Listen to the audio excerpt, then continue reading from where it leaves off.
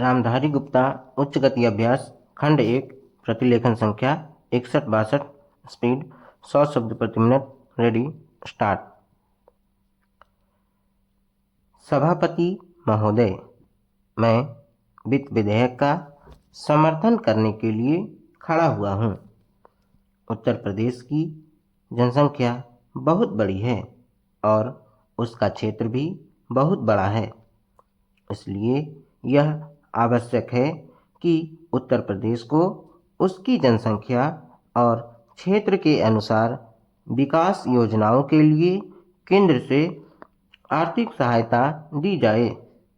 इसके बिना उत्तर प्रदेश की उन्नति होना असंभव है। भारत का किसान इस देश का जीवन है। किसान पर ही सारी खुशहाली और उन्नति निर्भर करती है। अगर उसका जीवन समृद्ध होगा तो देश भी समृद्ध होगा। इसलिए यह आवश्यक है कि किसान के दैनिक जीवन की चीज़ें सस्ती हों और उसके खाद और कृषि यंत्र आदि सस्ते दामों पर मिल जाएं। पानी के लिए उसको भगवान की तरफ ना देखना पड़े, बल्कि उसको सिंचाई के विषय में आत्मनिर्भर बनाया जाए। जब तक किसान को पूरी सुविधाएं नहीं दी जाएंगी, तब तक देश उन्नति नहीं कर सकता है। मेरा यह भी निवेदन है कि जिन परिवारों में खेती का काम होता है, उन परिवारों के बच्चों को कृषि विभाग में नौकरी देनी चाहिए। यह मैं आवश्यक समझता हूँ, क्योंकि उन्हें कृषि के बारे में व्यावहारिक ज्ञान होता है।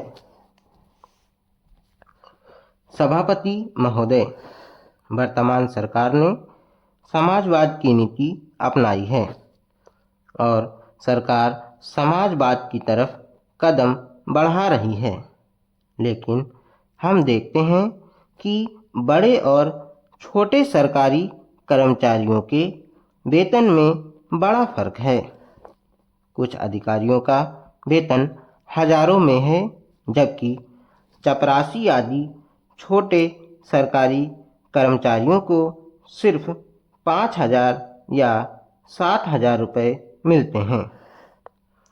आज वेतन में यह जो फर्क है वह समाप्त होना चाहिए।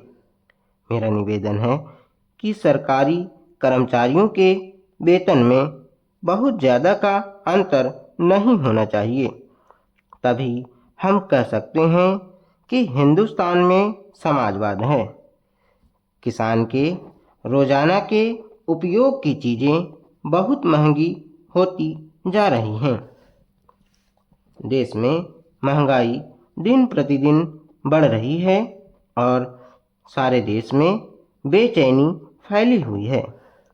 इस बढ़ती हुई महंगाई को रोकना आवश्यक है, नहीं तो देश में क्रांति हो जाएगी।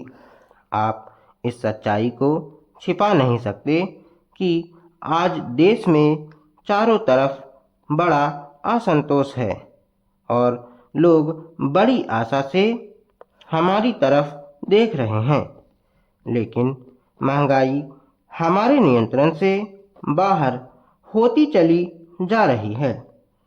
देश में काले धन की बड़ी चर्चा की जाती है। उसको निकालने के लिए बड़े प्रयत्न किए गए हैं। सभापति महोदय, सरकार इस स्थिति में नहीं आई है कि वह कह सके कि देश में काला धन नहीं है।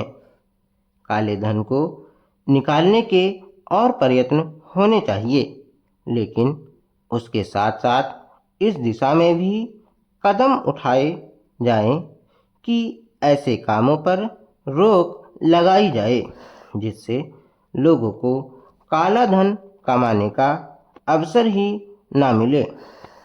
आज हमारे देश के विभिन्न प्रदेशों और क्षेत्रों की स्थिति में बड़ा अंतर है। इस अंतर को समाप्त किया जाना चाहिए। मुझे आशा है कि वित्त मंत्री महोदय मेरे इन सुझावों पर अवश्य ध्यान देंगे। कल मैं वित्त मंत्री जी को बता रहा था कि आप एक तरफ से नए नए कर लगाकर खजाने को भरने की कोशिश कर रहे हैं और दूसरी तरफ आपके विभाग उस खजाने में छेद कर रुपया निकाल रहे हैं। इस तरफ उनका ध्यान जाना चाहिए। मैंने इस संबंध में एक उदाहरण दिया था कि एक लंबी चौड़ी सड़क पर एक ही तरह का काम होने वाला था। एक ठेकेदार ने 4 लाख रुपए प्रति मील और दूसरे ठेकेदार ने 10 लाख रुपए प्रति मील के हिसाब से रुपया मांगा। जब मंत्री महोदय के सामने यह चीज लाई गई तो इस बात की जांच हुई जिसमें कुछ करोड़ रुपयों की बचत हुई है। अगर सब मामलों की जांच हो जाती तो कई करोड़ रुपयों की बचत हो सकती थी। जैसा कल मैंने वित्त मंत्री जी से कहा, उन्होंने 2 करोड़ रुपए की छूट करों में देकर हम सब पर एहसान लाद दिया। लेकिन मैं तो आपका कई करोड़ रुपयों का लाभ करा रहा हूँ। आप इसकी जांच कराइए और देखिए कि कैसी लूट हो रही है। इतना ही नहीं, इसका प्रभाव दूसरे विभागों पर भी पड़ रहा है। वहाँ पर जो दूसरे विभाग काम कर रहे हैं उनकी दरें भी बढ़ रही हैं या दरें बढ़ाने के लिए उनकी मांग बढ़ रही है। जब वही काम एक जगह अधिक लागत में होगा तो दूसरी जगह वही काम कम लागत में नहीं हो सकता। इसलिए या तो वह चोरी करेगा या दर बढ़वाएगा। अगर एक सड़क पर ऐसा होता है तो वहाँ जो दूसरे काम चलते हैं उनमें भी ऐसा ही होता है।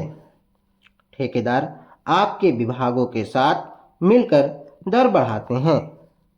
मैं भ्रष्टाचार की बात नहीं कहता हूँ, उसको ना आप बंद कर सकते हैं और ना मैं बंद कर सकता हूँ और ना लोग।